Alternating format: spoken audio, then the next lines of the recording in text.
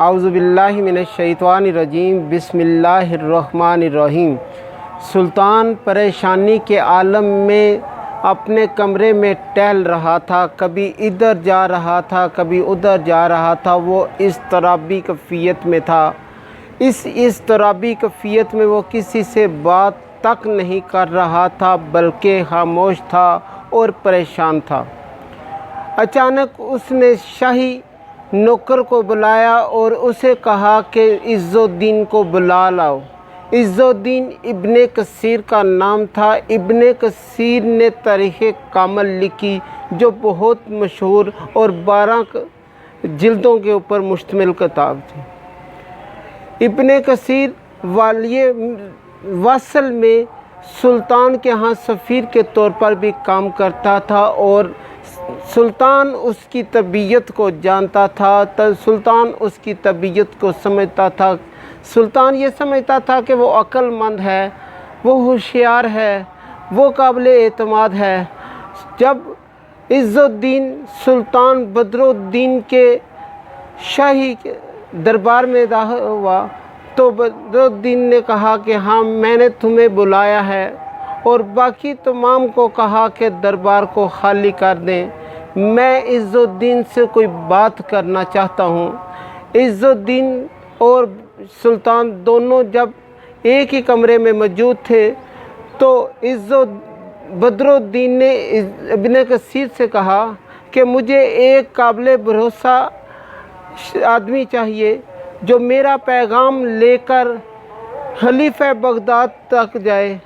وہ پیغام میں کسی کو لکھ کر نہیں دینا چاہتا تاکہ کوئی اس کو کسی کے ہاتھ لگ جائے، بلکہ میں زبانی طور پر کسی کو یہ پیغام دے کر بھیجنا چاہتا ہوں، اور ایسے شخص کو دے کر بھیجنا چاہتا ہوں جو دام و بک نہ سکے، جو خوف اور نہ ڈر ہو، جو کسی کا خوف اپنے اوپر حاوی نہ ہونے دے، اور کسی کو وہ راز افشاں نہ کرے، کسی کو راز بتائے نہ، بلکہ وہ اپنے سینے میں وہ راز لے کر جائے اور خلیفہ تک وہ پیغام پہنچائے۔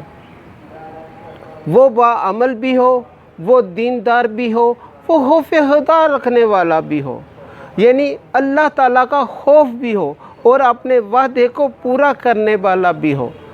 سلطان کی اس بات کو سن کر عز الدین یعنی ابن کثیر نے کہا کہ میرے پاس تو ایسا کوئی شخص موجود نہیں ہے، لیکن میں سمجھتا ہوں کہ میرا بھائی ایسی ذمہ داری پوری طریقے سے انجام دے سکتا ہے۔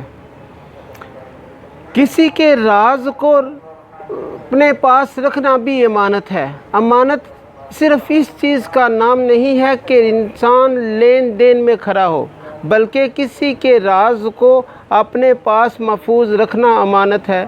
کسی کے اوپر بہتان نہ لگانا امانت ہے کہ اس میں وہ خامی نہ ہو، اور کسی کی پشت پیچھے اس کی غیبت کرنا بھی، اس سے اپنے آپ کو بچانا بھی امانت ہے۔ یعنی کسی کے اندر کوئی خامی نہ ہو اور بغیر تحقیق کے دوسروں تک وہ بات پہنچا دینا بھی امانت میں خیانت کے برابر ہے۔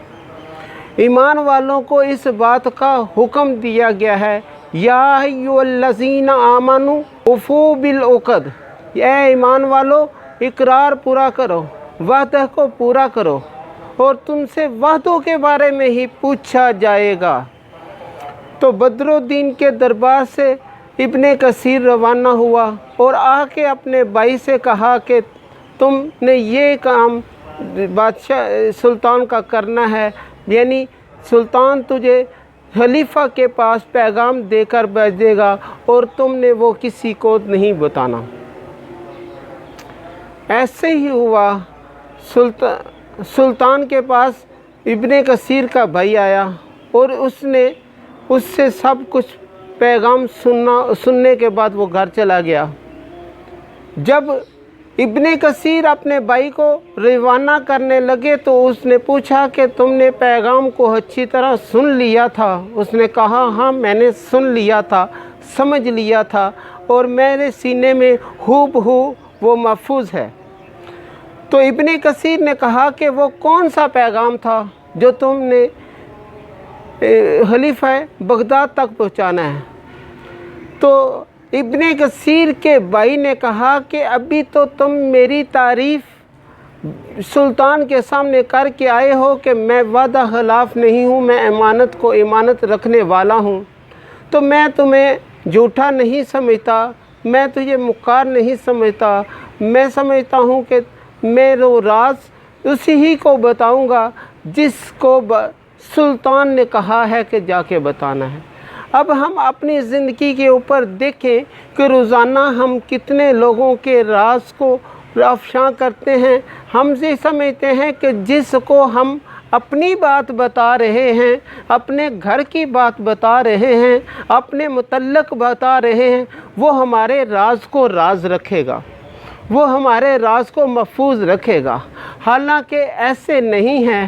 ہم روزانہ امانت میں خیانت بھی کرتے ہیں، ہم روزانہ لوگوں کی غیبت بھی کرتے ہیں، ہم روزانہ لوگوں کے راز کو افشاں بھی کرتے ہیں۔ اللہ تعالیٰ سے دعا ہے کہ اللہ تعالیٰ مجھے بھی آپ کو بھی اس لوگوں کے رازوں کو محفوظ رکھنے کی عادت فرمائے اور لوگوں کی خامیوں کے اوپر پردہ ڈالنے کی عادت فرمائے۔ اگر آپ کو یہ ویڈیو اچھی لگی ہے تو آپ اس کو لائک کریں، شیئر کریں، کومنٹس کریں اور نیچے بیل آئیکن کے بٹن کو پریس کر دیں اور چینل کو سبسکرائب کر دیں۔